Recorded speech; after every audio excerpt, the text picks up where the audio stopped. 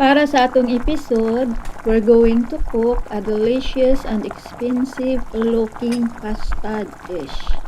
Pero sa totoo lang mga langga, matipid lang lutuin yan at perfect sa special na occasion. Magre-react din ako sa mga comments nyo, kaya tutok lang po kayo ha mga langga. Welcome sa atong episode mga langga. Ito yung pasta na creamy, cheesy, tasty, and easy to make it. Madali lang gawin, mabilis pang lutuin.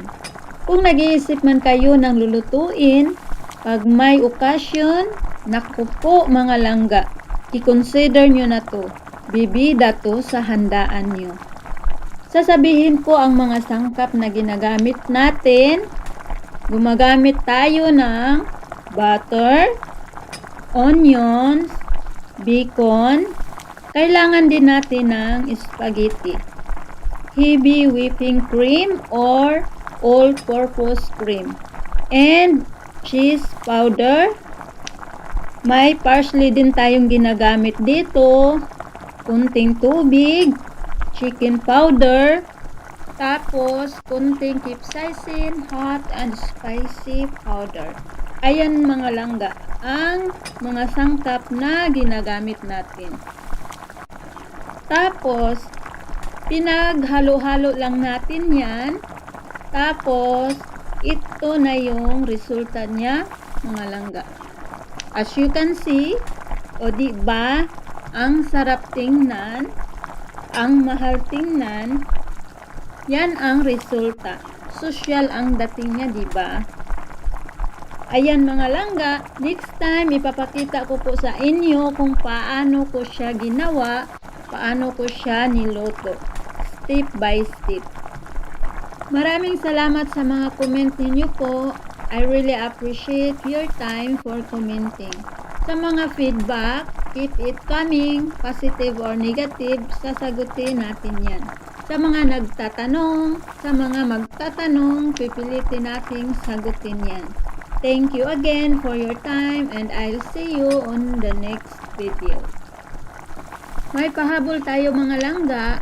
Ayan, nilalagyan din pala natin yan ng onion soup.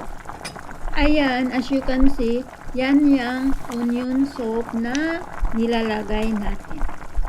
Pero before natin tapusin ang ating video, meron na akong gustong i-share sa ating lahat mga palangga para naman may matutunan tayo sabay-sabay sa ating mga ina-upload na mga video.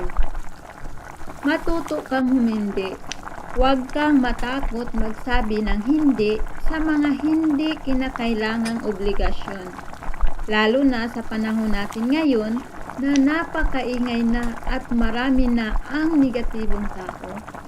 Dapat alam mo kung saang lugar ka maglaan ng panahon.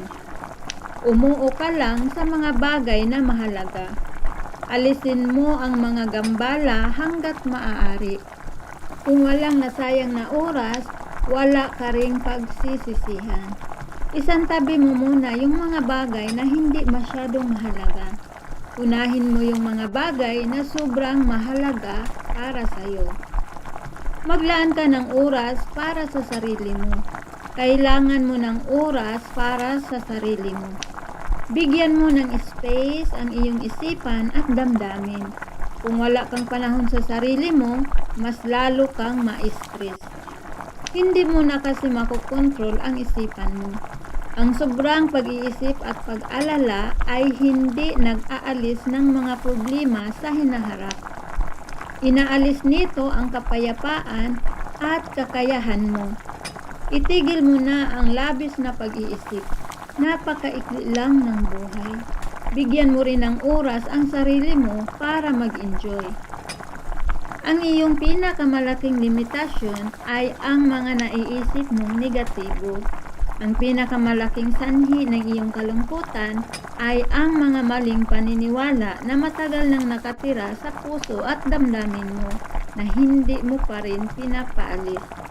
May kakayahan ka naman, pero mas nauunahan ka ng negatibong pag-iisip mo. So clear your mind and let your hope shape your future. Palayain mo na ang negatibong pag-iisip. Matuto ka pa, huwag mong isara ang isip mo. Marami ka pang malalaman, marami ka pang matutunan sa buhay. Tapos ka na sa kolehiyo, pero hindi ka pa tapos mag-aral sa totoong buhay. Thank you for watching. See you in my next one.